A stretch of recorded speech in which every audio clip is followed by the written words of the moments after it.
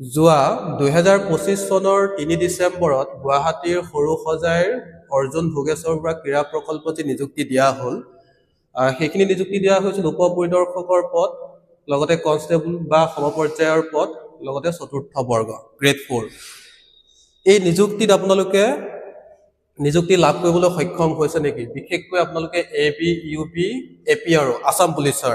পুলিচৰ নিযুক্তি লাভ কৰিছে নেকি বা আপুনি এই আসাম পুলিচৰ এবি ইউবি বা এপিআৰৰ দৰমহা জানিব বিচাৰে নেকি বা আপুনি আসাম পুলিচৰ এবি ইউবিৰ কাৰণে যি কম্পিটিটিভ এক্সাম তাৰ কাৰণে আপুনি প্ৰচেষ্টা চলাই আছে নেকি তেন্তে আপোনালোকৰ কাৰণে আজি এই ভিডিঅ'টি বিশেষভাৱে গুৰুত্বপূৰ্ণ আজি মই আলোচনা কৰিম অসম পুলিচৰ যি এবি ইউবি নিযুক্তি হ'ল যোৱা 3 ডিচেম্বৰত তেওঁলোকৰ স্যালাৰি কিমান হ'ব বা যিসকলে অসম পুলিচত চাকৰি কৰিছে বা চাকৰি কৰিব তেওঁলোকৰ দৰমহা কিমান হ'ব পাৰে এইখিনি কথা মই আজি আলোচনা কৰিম ইয়াতে চাওক এই 3 ডিচেম্বৰত টোটেল নিযুক্তি দিয়া হৈছিল 5818 গৰাকী সৰ্বমুঠ এতিয়ালৈকে কিমান নিযুক্তি দিয়া হৈছে অসম চৰকাৰৰ অধীনত 1,41,194 এইখিনি যিয়ে নহওক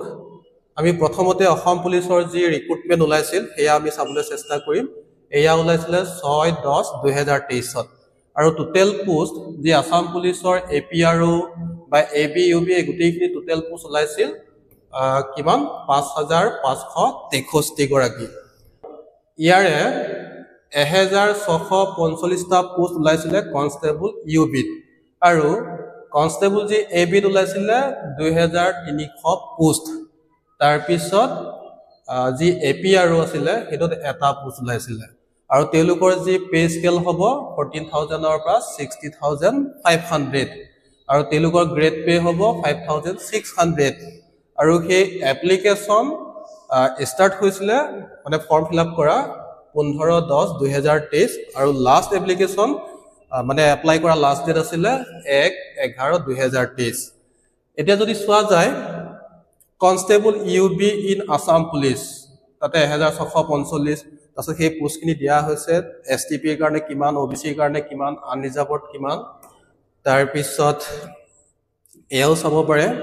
কনষ্টেবল এবি আসাম পুলিচত 2300টা পোষ্ট ওলাইছিল তাৰে ভিতৰত ওবিচি আছে এসসি 7% এসটি এই গোটেইখিনি তেনেকৈ ক্যাটাগৰী ওয়াইজ ভাগ কৰা হৈছে তাৰ পিছত কনষ্টেবল যে ইউবি ইন এপিআৰ হেতত এটাই পোষ্ট আছিল হেতু আনৰিজাৰ্ভ ক্যাটাগৰীৰ কাৰণে আছিল মেল ক্যান্ডিডেট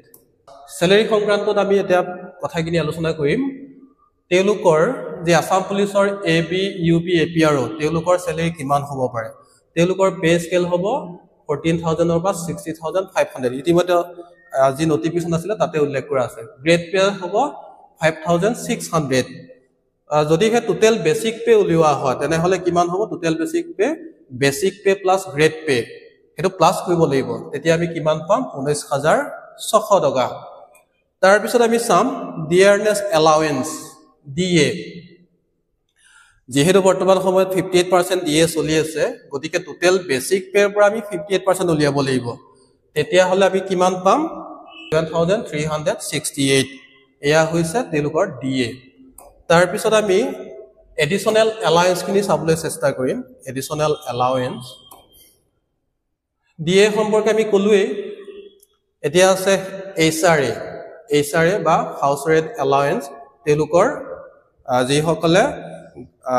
ৰেলত চাকৰি কৰিব তেওঁলোকৰ কাৰণে 7% যি সকলে আৰবানত চাকৰি কৰিব তেওঁলোকৰ কাৰণে 8% আৰু মেট্ৰপলিটান হলে 10% সাধাৰণতে যি সকলে গুৱাহাটীত চাকৰি কৰিব তেওঁলোকৰ কাৰণে ইয়াতে মই 10% হিচাপে ধৰিছো ইয়াতেও 10% যদি উলিওৱা হয় তেনেহলে কিমান পাম 1960 টকা আৰু মেডিকেল এলাউন্স হেতুটো সবৰে কাৰণে একে কলেজৰ প্ৰফেসৰ হোক বা এলপি এমই সকলোতে একে হয় 600 গতিকে টোটেল এডিশনাল এলাউন্স আমি পাবলৈ সক্ষম হম 13928 টকা ইয়াৰ পিছত আমি টোটেল গ্ৰছ পে কিমান হ'ব total basic pay plus total additional allowance হেতু প্লাস কৰিবলৈ যেটো লাভ কৰিম এটোই হ'ব টোটেল গ্ৰছ পে গতিকে প্লাস কৰি আমি কিমান লাভ কৰিলো 33528 ইয়াৰ পিছত আমি চাম ডিডাকশন খিনি কি ডিডাকশন হ'ব পাৰে এনপিএস যেহেতু 2005 চনৰ যিসকলে চাকৰি কৰিছে তেওঁলোকৰ কাৰণে এনপিএস তাৰ আগত চাকৰি কৰা সকলৰ কাৰণে OPS আৰু যি হওক এতিয়া বৰ্তমান সময়ত UPS আহি আছে গতিকে আপোনালোকে যেতিয়া নিযুক্তি লাভ কৰিছে গতিকে আপোনালোকে কি হিচাপে নিযুক্তি লাভ কৰিব NPS হিচাপত আৰু ইয়াতে 10% কাটিব total basic pay plus DA এৰ পৰা আৰু 10% যদি উলিয়া হয় কিমান হ'ব 3097 GIS ত কাটিব 200 টকা প্ৰফেশনাল টেক্সত 208 টকা আৰু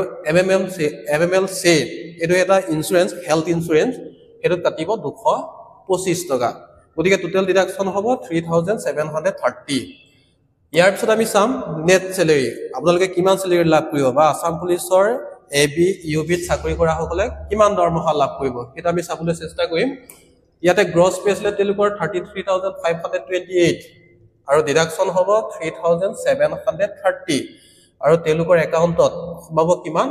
29798 হয়তো তেলুকৰ এক্সট্ৰা এলাউন্সও থাকিব পাৰে আৰু এক্সট্ৰা এলাউন্স যদি থাকে তেনেহলে আপোনালোকে ইয়াৰ লগত প্লাস কৰিব লাগিব হেতুৱে আপোনালোকৰ একাউণ্টত সোমাব অসম পুলিচ বা ডিফেন্সৰ চাকৰি কৰা সকলৰ কাৰণে কিছুমান এলাউন্স থাকে হেতু প্লাস কৰি পেলাই এই আপোনালোকৰ স্যালাৰিটো কাউন্ট হ'ব এটোৱে হৈছে অসম পুলিচত যি সকলে নিযুক্তি লাভ কৰিছে তেওঁলোকৰ স্যালাৰি এই আপোনালোকে এই ভিডিওটোৰ পৰা উপকৃত হৈছে তেন্তে আপোনালোকে লাইক কৰিব কমেন্ট কৰিব আৰু লগতে আপোনালোকৰ লগৰ বন্ধু বান্ধৱীৰ সৈতে শেয়াৰ কৰি দিব যাতে তেওঁলোকেও এই ভিডিওটি তেওঁলোকে চাব পাৰে বা গম পায় তেওঁলোক এই ভিডিওৰ জৰিয়তে উপকৃত হয় আজিলৈ মানে আকৌ আপোনালোকক পুনৰ নতুন এটা ভিডিওত লগ পাম ধন্যবাদ জয় আই অসম